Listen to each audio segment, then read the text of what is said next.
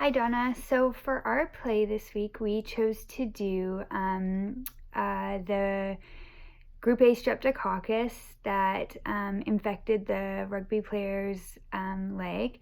And like I told my group when I did the majority of the playwright, this is actually a real story that happened to my sister-in-law's boyfriend who plays on Team Canada rugby. He actually was in New Zealand when the whole team actually developed a type of staph infection in all of the players and everyone. I mean, we made it way worse with being Group A necrotizing fasciitis, but the whole team actually came back really infected and they had to test everyone. So it was kind of a fun little play to do.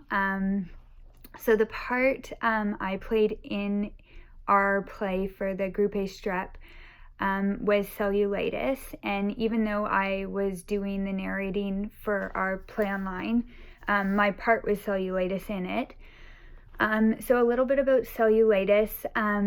It should never be confused with the word cellulite, even though a lot of people think it's the same thing. It's actually a bacterial infection of the dermis, so the deep layer of skin, and it can be as well the subcutaneous layer, the fat, and the soft tissue layers under the skin.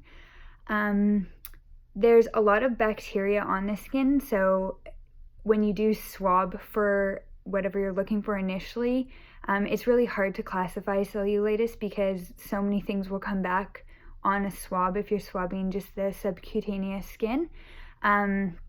However, if the bacteria does go deep in the skin and causes infection, then, I mean, it's a little bit easier to classify. So the people that would be at the highest risk of developing cellulitis would be someone with like eczema or psoriasis, just because they already have like abrasions in the skin.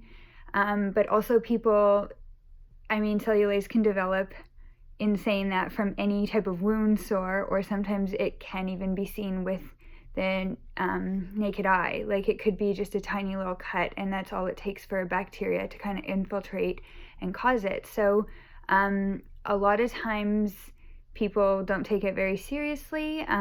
Just because I grew up with a mom who is a nurse, I was always taught to, if I saw something red and that was spreading a little bit just over a few hours, to mark it, but people don't realize how dangerous cellulitis can actually be. So it can affect like many areas, but the most common area that it does get into are your legs, your arms or your legs, but it's usually your legs. And what it is it's a bacterial infection, like I said, that gets into the deep layers, and it can start suddenly, and if it's not treated, it can become quite serious and get into your blood. So that's why it's important to track it and mark it and watch the growth on it. It's also important to go in and get it checked, because a lot of people confuse cellulitis for like Lyme disease or something, so like a tick bite. So what a doctor will do is look at how it's moving, how it's growing. In the play, the reason we put in the cellulitis, first of all, my rationale on it is because when you show up in a merge or whatever, a lot of times anything that's like hot, red to touch, you have a fever, you're showing all the signs of an infection, and it's, you know, on your leg, you automatically think like, oh, there's a gash on the leg, the blood, the sweat, any of the bodily fluids. It definitely is just cellulitis. But the way we moved our story is because the way that it presented, it looked like cellulitis, but then the way it behaved further was a bit more of an aggressive thing. So cellulitis is not necrotizing fasciitis. It won't cause full necrosis, and it doesn't get, like, cellulitis has nothing to do with getting into the blood and cause septicemia, which Group A streptococcus does. Cellulitis is, however, the starting factor of usually like a streptococcus or staphylococcus growth, and it spreads kind of horizontally on the body, and that's why we do mark it. And you can get some of the same symptoms, so like fever, vomiting, swelling, hot to touch, tender, painful.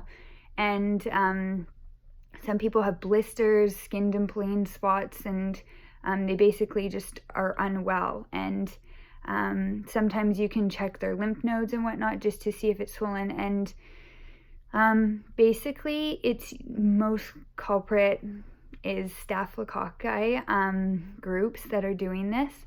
But it's totally treatable. Usually it's a course of antibiotics depending on how large it's grown. It's usually a course of oral antibiotics, or if it's quite large, they'll do outpatient IV antibiotics of something like a clindamycin or something not even that strong, just to attack it.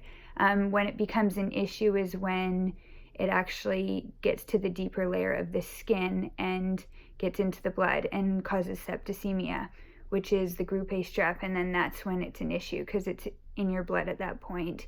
And once it's in your blood, the infection can go to your heart and the rest of your body. So that's when you treat it with the higher piptazos and whatnot. But yeah, that's my cellulitis. So I would just say any risk factors, again, like obesity, psoriasis, any abrasions to the skin previously. A lot of construction workers get cellulitis in the knees.